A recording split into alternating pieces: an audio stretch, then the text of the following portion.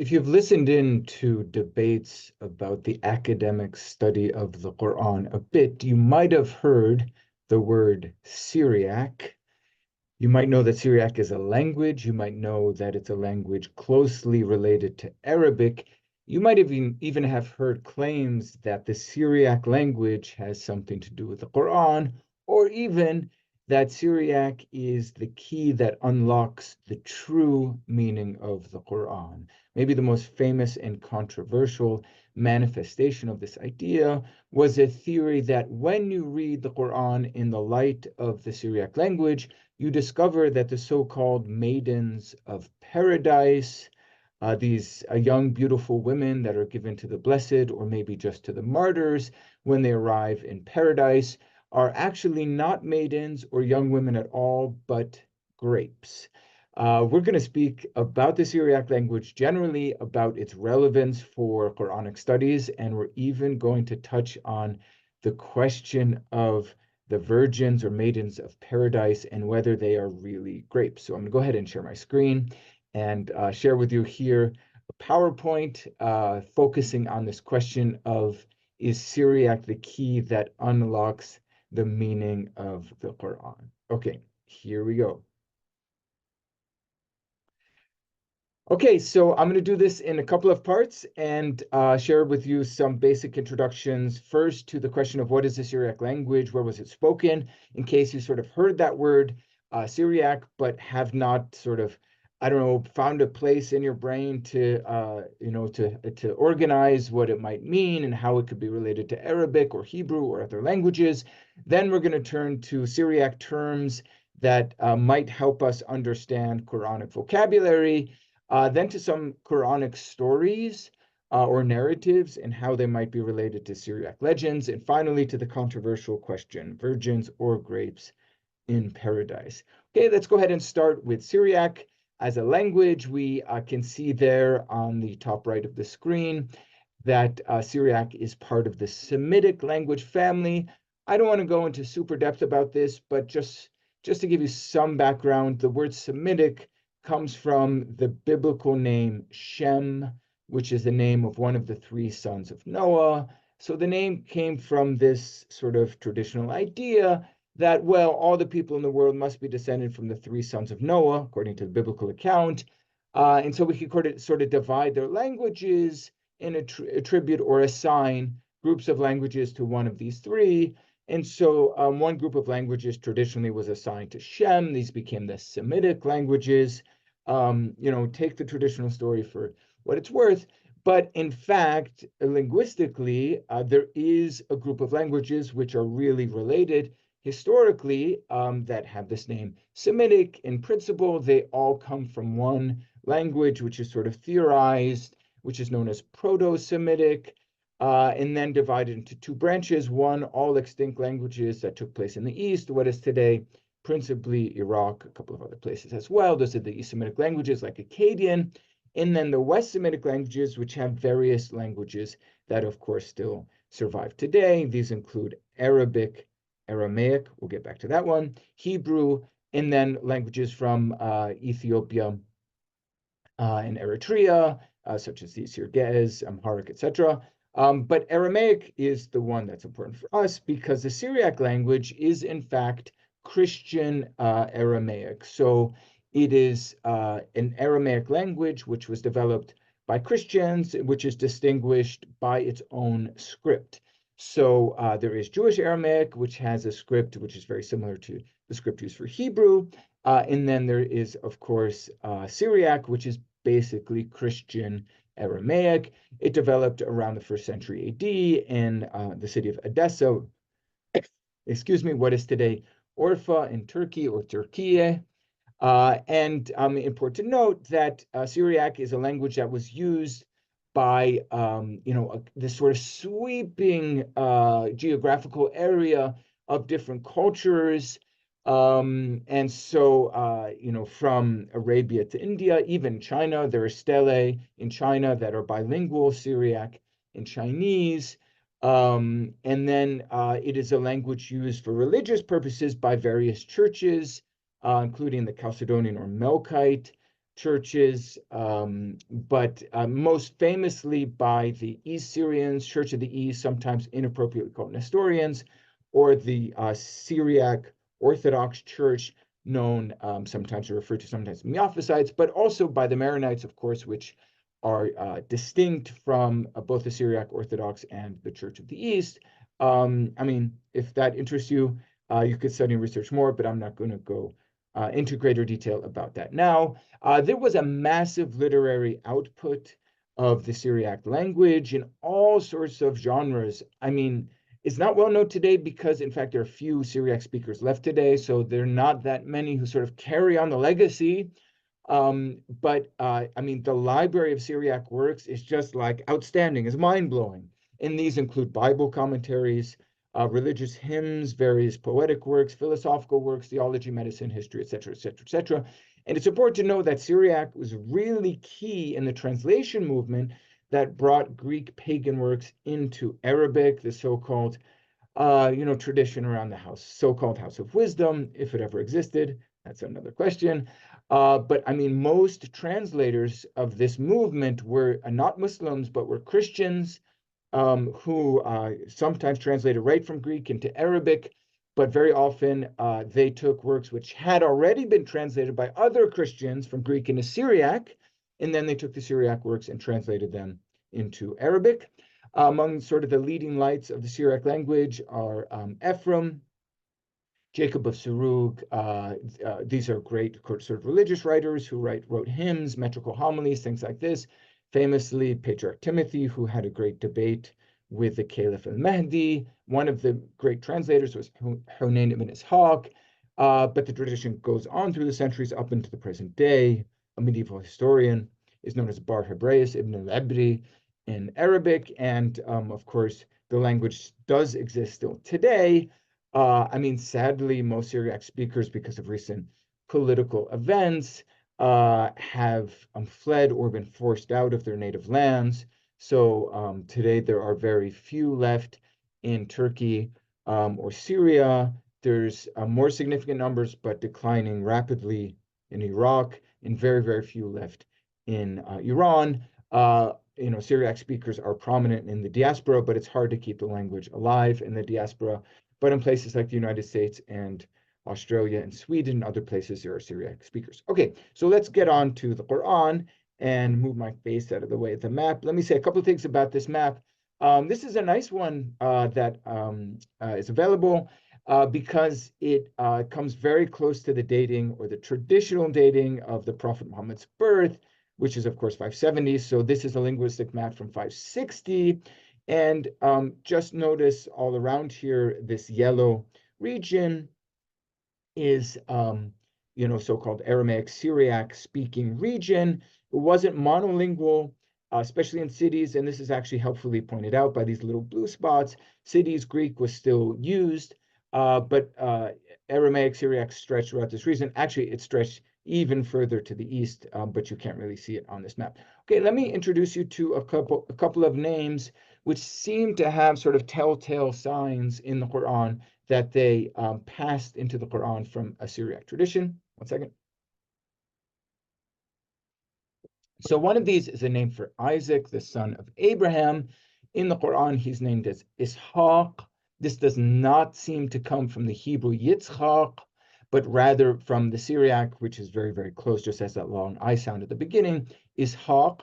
The name for Pharaoh, the evil Pharaoh, enemy of God and Moses. In the Quran, of course, he's named as Fir'aun. This does not seem to come from the Hebrew word, which is Perao, without that noon at the end, whereas in Syriac, the noon is there, so Per'aun, so it seems to come from Syriac. And there are many, many terms which are suspected by academic scholars of the Quran to have a connection to Syriac. I mean, one of these is the word deen in the Quran. So think of Al-Fatiha, the first chapter of the Quran, which has this reference to Yom ad-Din. Of course, there is the Arabic word deen, meaning religion, but in a phrase like Yom ad-Din, this term seems to mean judgment, and that is exactly what the Syriac dina means, not religion, but judgment. Another word, Qur'an, used, for example, to refer to the sacrifice in the allusion to the story of Cain and Abel in Surah Al-Ma'idah or Quran 5, seems to be related to, probably not to the Arabic word where the root seems to mean to draw close, but rather the Syriac word, which qurbana, which means a sacrifice. Interesting one is Ruh al-Qudus, which is oftentimes translated as Holy Spirit, but actually is a kind of a idafa. Qudus is not an adjective, at least in the syntax or morphology, modifying ruh, so it seems to be more like spirit of holiness. Notice in the Christian Arabic, usually this term is referred to as Aruh al-Qudus. And so anyway, the phrase seems to come and even mirror the construction of Syriac, which is Ruha al-Qudsha. So this is kind of like a Syriac version of Idafa.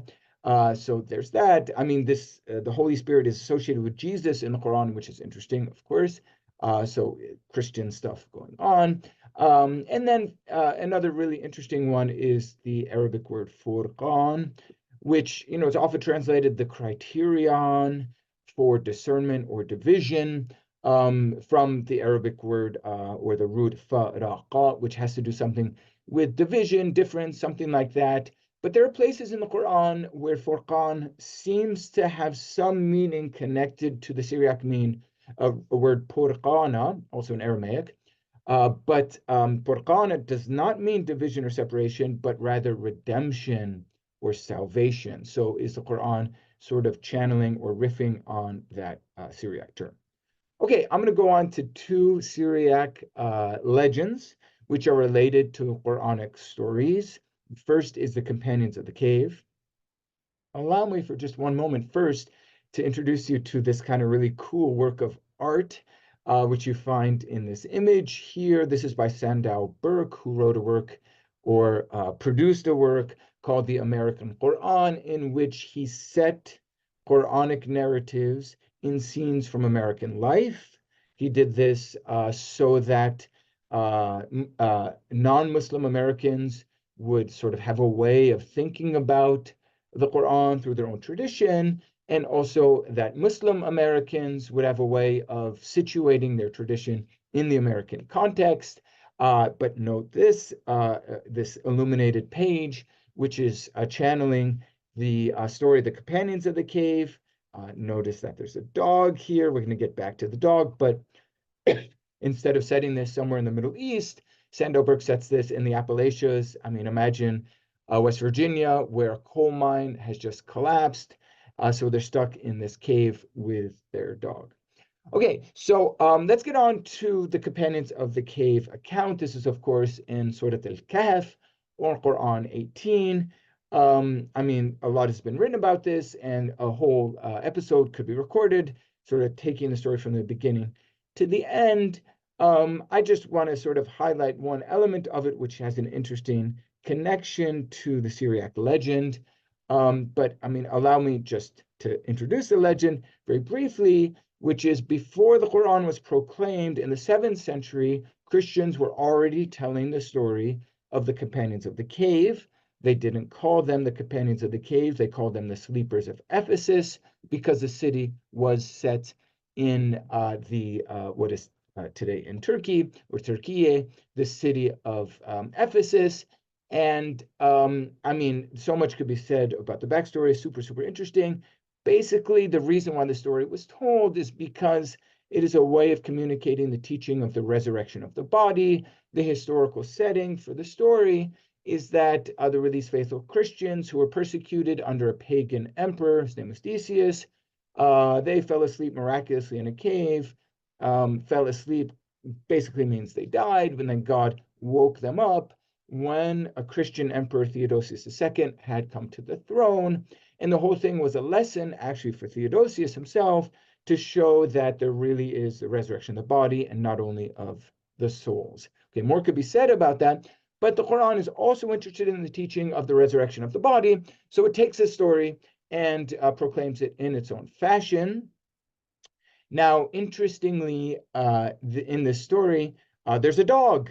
So Quran 18:18, speaking about the sleepers or the companions, we turn them over to the right and to left, and their dog stretching its paws at the threshold, etc., etc. So that's pretty interesting. And I just thought I would help you see the backstory to the dog in the Companions of the Cave account, which could be found through Syriac. So the Syriac tradition, which originally proclaimed the story, it's possible there's a Greek antecedent, but it was known principally in Syriac.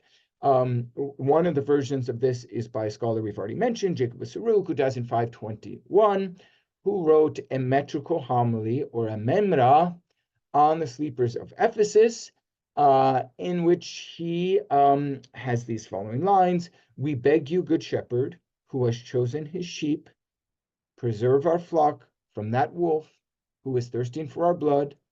And then we have a narrative, so that's kind of the prayer of the sleepers, and then the narrative sort of third person commentary. He, that is God, took their spirits and raised them up above to heaven, and left a watcher to be guarding their limbs. Okay, so what's going on in this story? In this very early version of the story, this famous gospel image is employed by Jacob, namely Christ as a good shepherd, believers as sheep, and the devil as a wolf who seeks to attack the sheep, is protected by the shepherd, etc., etc. Now, in this story, because of the role of the evil pagan emperor, the wolf is sort of represents Decius. But really important is just noticing this reference to a watcher. So God, Christ, took their spirits and left a watcher. So some, probably in its original version, maybe an allusion to an angelic being to protect them. But if you're going to actually work within the imagery or the metaphor, that is, if you had sheep and a wolf, what would a shepherd assign to watch and protect them? A sheepdog. And we know that this was a common understanding of this story because we have another account by a pilgrim who visited the city of Ephesus, and he heard there about the city, which is called in this account the city of the seven sleeping brothers and the dog, Viricanus. That's so the dog's even given a name, who was at the feet of the seven sleepers. So the dog is part of this metaphor, which is a distinctly a Christian metaphor told in a story which is Syriac, and that helps explain why the Quran has a dog in this story. By the way, later Muslim commentators sort of like ask, what is a dog doing here? Some noted that there shouldn't be a dog inside a house because there's a famous hadith which says that angels will not come into a house with dogs, sometimes paintings in them. Dogs are generally seen as unclean. There's sort of ritual washing that has to be done if you touch a dog, but generally should not be in a house at all. So there are different explanations that Muslims try to give to explain, like it's kind of a problem. But now we understand why the dog is there, and the dog is there because of the Christian Syriac origin of this story. Okay, one more account before we get to the famous story of the virgins of paradise, and that is famously the story of Dhul Qarnayn, or the two-horned one, namely Alexander the Great. I know out there on the internet there's controversy. People just don't like that could be Alexander the Great for reasons which are sometimes religious.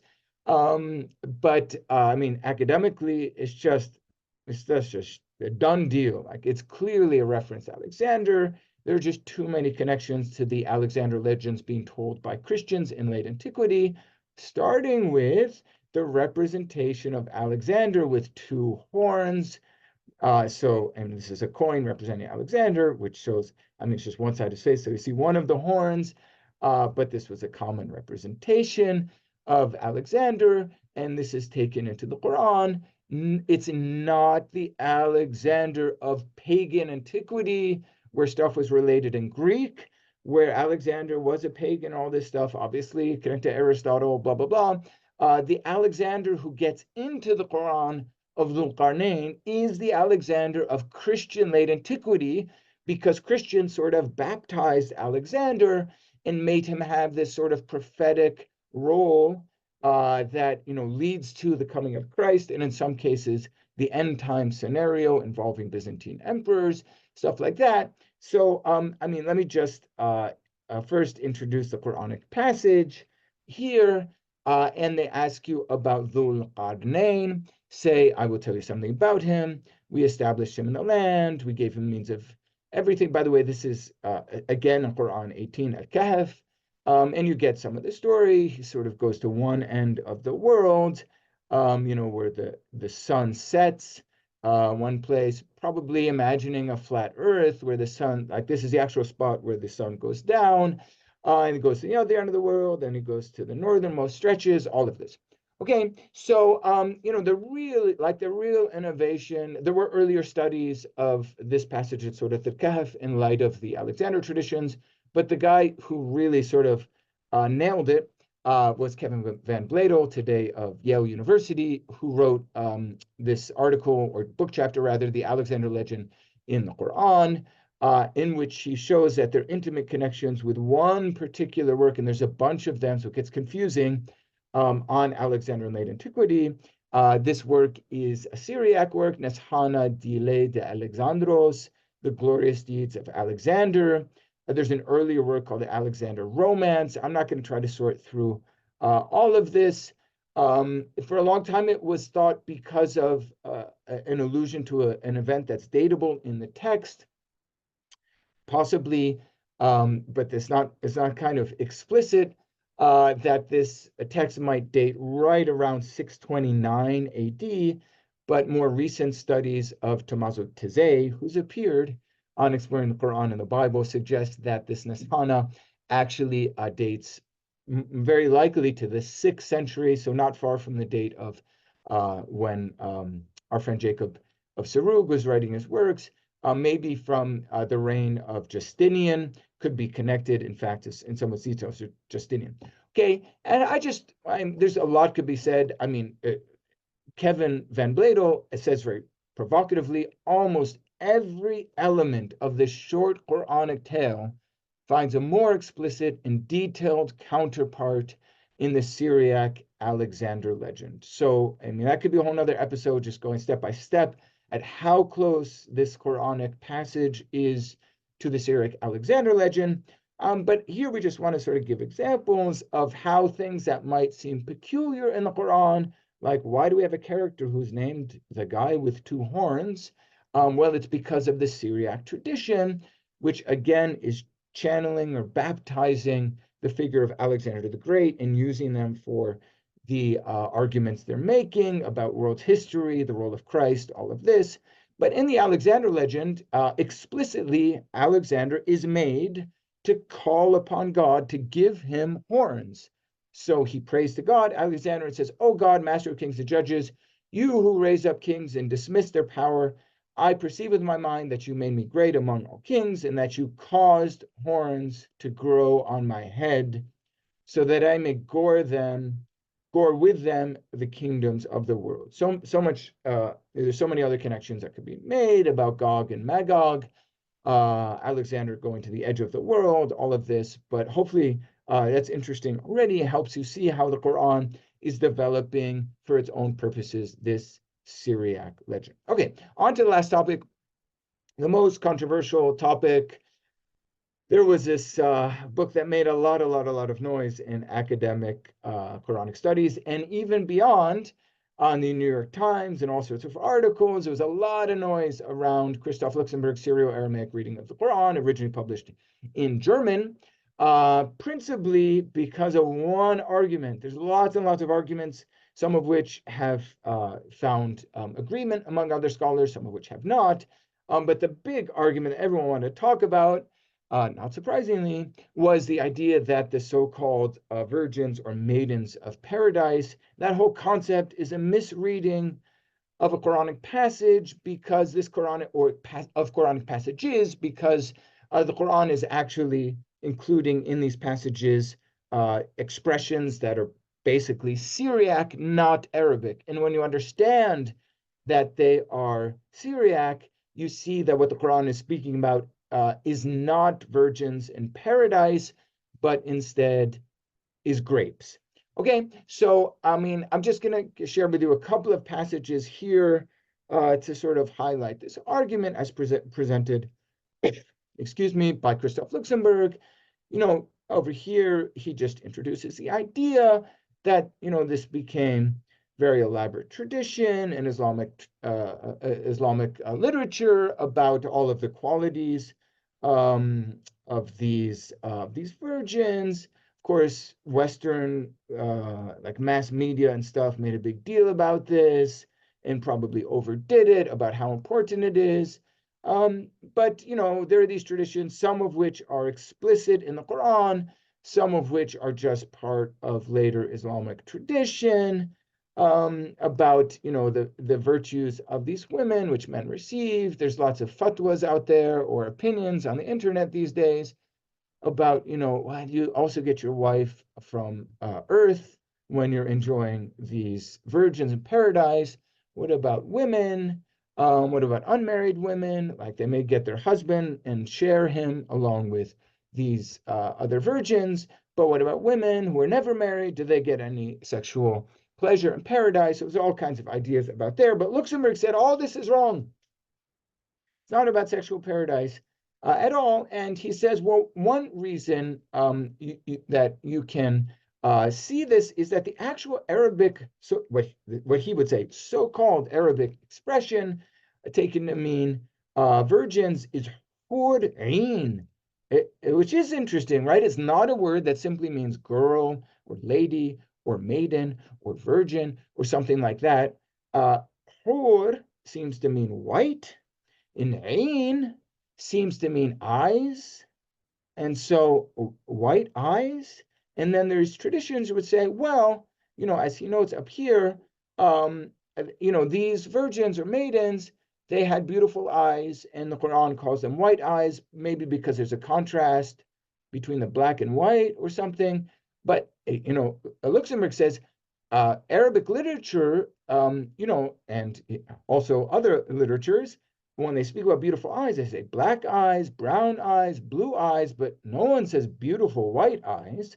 So he says, like, this probably seems is like a telltale sign that, like, the traditional interpretation is wrong. I mean, briefly, because the argument gets pretty extensive, he says the white here refers to grapes, and grapes are the food of paradise, sort of par excellence, or like the typical food of paradise. So in ain, doesn't refer to eyes, but something like pearls, and is an allusion to grapes. And so that's what's really going on here. Now, I mean, a lot of people didn't agree with this argument. And one point that people have made is that, lots of different arguments, some of which is like, why are you assuming that it would be inappropriate for there to be sexual relations with these virgins in paradise? Maybe there's some assumptions there that this sort of thing would go on. But just linguistically, there's a lot more that you have to do beyond just explaining Qur'an in a different way. For example, I mean, the Quran uses this expression, zawajnahum, which means we married them to the Qur'an. And so, that marriage, you usually get married to a grape, right? And so he said, well, this is a misreading. You just need to take away some dots. And what you actually get is rawahnahum, meaning we gave them refreshment or something like that. And then it works with grapes. I mean, there's many other steps. I'm not going to go into detail that you have to take linguistically. There's the problem also that the Quran seems clearly to refer to young boys in paradise who seem to be serving things, ghilman. And so the argument, there's just a lot, there's almost too much that has to be done for it to work. So, I mean, there's that. But let me just conclude here with this really great article by Devin Stewart of Emory University, who speaks about the question of emendations of the Quran, and he analyzes Luxemburg's work, among other works for emendations, including medieval Islamic works that propose emendations of the Quran. This is just an interesting passage. I encourage everyone to read this chapter here. So, he says, yeah, this emendations raises eyebrows. So it seems like what Luxemburg was up to, is kind of crazy.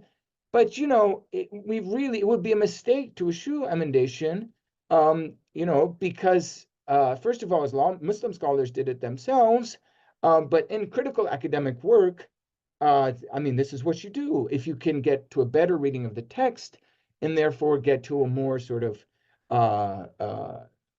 faithful rendering of its original meaning, then this is good. This is good. So he says, whatever the merits of Luxemburg's works, reactions that have deprecated it simply because he dares to amend the Quran are disappointing. Scholars of the Quran, if they are worthy of the name, should be able to advance arguments regarding the probability of improbability specific emendations Luxemburg has proposed, rather than simply crying foul. Okay, I'm going to stop my share and just wrap up here. Thank you very much for listening to this little talk on Syriac language and the Quran.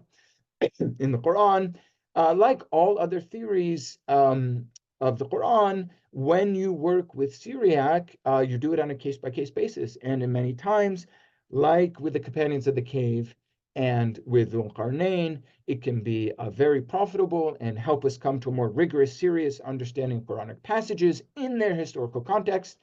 But in other cases, the Syriac arguments don't seem to seal the deal. Thank you very much.